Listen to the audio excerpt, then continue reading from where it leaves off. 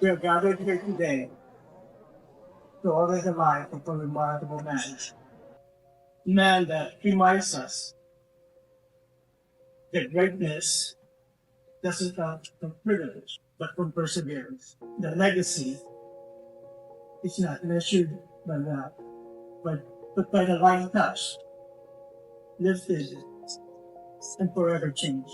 My father-in-law's journey comes from the most humblest life. As the eldest son of the Victorio family, the office father working construction, he labored not just to survive, but to put on a table, but also he labored to build a future. Every brick he laid, every sweat that fell, it was for a dream, not just his own, but a dream big enough to carry generations. And through all the sacrifice of life and all the challenges, he put himself on college. And then he did something remarkable. He became an architect. Not just an architect of buildings, but architect of hope, architect of new beginnings, an architect of change. He later came here in this horrible near him, full of both promises and uncertainties. But he didn't come here just for comfort and, and for opportunities. He came here to live others that once lifted himself. One by one, he petitioned all your relatives to come here in United States. You see, my father-in-law, he not just talk about the American dream. He built it. And then he shared it. That's the legacy he leaves behind. A legacy of dignity, sacrifice, and selfless love. He reminded us that out of nothing we could do something. He showed us that working hard not only can shape skylines, but also lives. He reminded us that the true measure of a man is not what he earns, but what he gives. It's hard to put to words the depth of love and respect and admiration I have for my Lolo. He wasn't just the patriarch of our family, he was our foundation, a man of quiet strength, unwavering integrity, and boundless generosity. My Lolo sacrificed more than most will ever know so that his family could thrive. He came from humble beginnings and he never let hardship define him. Instead, he turned adversity into opportunity, not for himself, but for those he loved. He worked long hours and carried burdens silently so that we could chase ours freely. He taught us that true strength isn't loud, it's steady. It's the kind that shows up every day, no matter how tired, no matter how tough. As an Army officer, I'm often reflecting on what service means. My Lolo never wore the uniform, but he lived a life of service. His mission was our future, and his victories were the lives he shaped. He instilled me the values that I carry into every day: honor, duty, and selflessness. When I lead with his spirit. When I face challenges, I hear his voice reminding me to stand tall and do what's right. His legacy isn't just in the stories we tell or the memories we hold, it's in the people we've become because of him. He taught us to love fiercely, to work hard, and to never forget where we come from. His sacrifices built the foundation on which we stand now. Lolo, thank you for everything. You were our hero long before I understood what that even meant. Being the youngest of the 7 grandchildren has its pros and cons. I'm the baby of the family. I get spoiled. I have it the easiest. But it also means I'm the last to grow up. I remember when I was young, watching my older sister and cousins do adult things, and wishing I could skip those awkward adolescent years and go straight to the good part of life. But now that I'm here, I've realized that growing up doesn't just come with freedom, it comes with grief.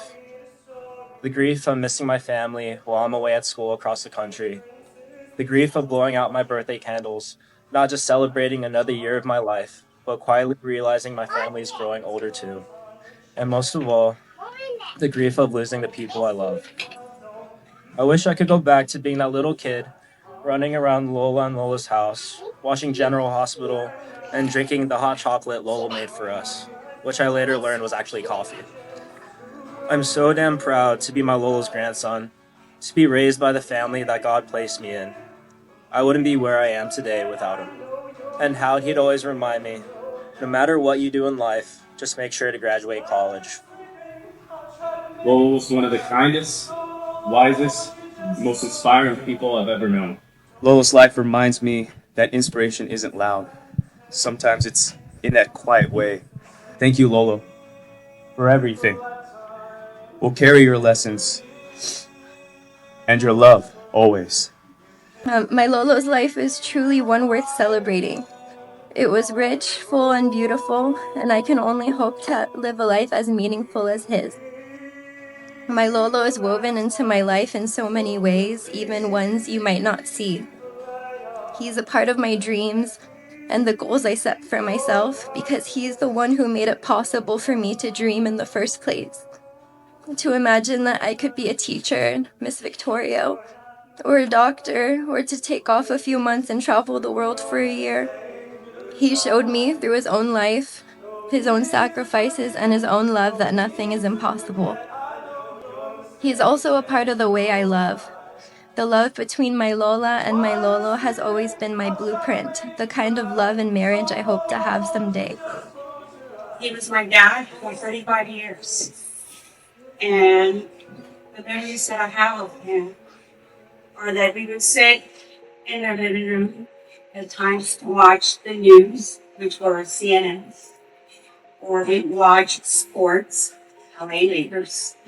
And the one thing I knew was we'd be sitting there, and at times when it was sports, if the Lakers missed the ball, he would say, "Put that in the ball." I know that this is for the best.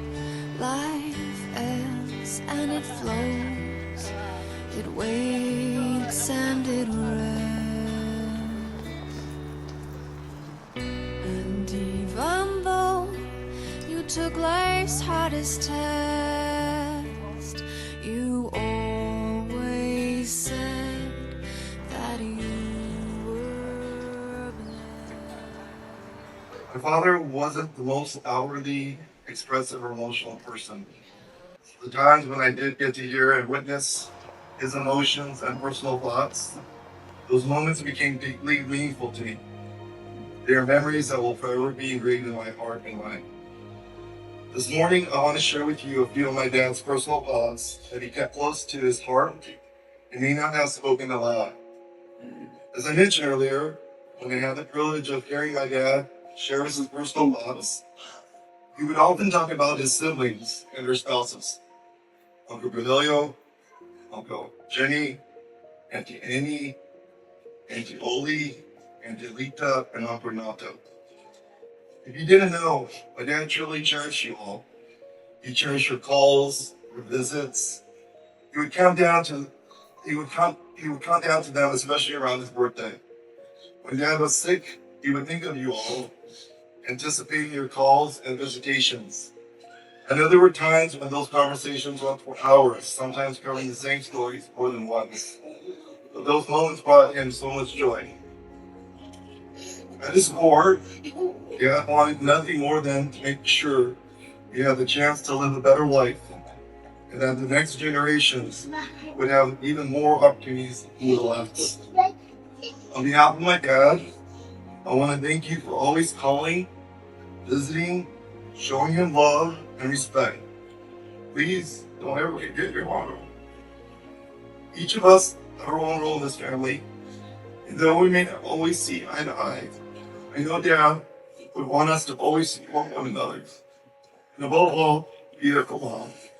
Even in sorrow, we may find comfort in each other's love, as he always hoped we would.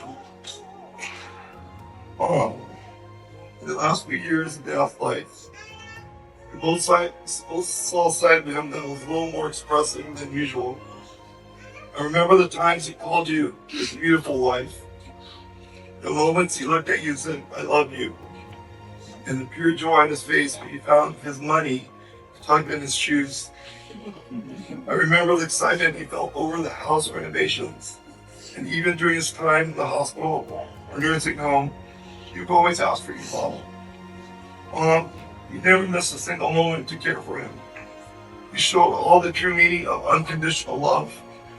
You demonstrated with every action and every sacrifice, both physical and mental, just how deeply you love Dad. You didn't just care for him, you poured your heart into him. In doing so, you showed us all what love really is. On behalf of Dad, I know you would say today, Mom, thank you, I love you. One more thing, make sure you don't spend all this money. I'll get this by saying, 2 Timothy chapter 4 and 7. I fought the good fight, I finished the race, I've kept the faith. Thank you.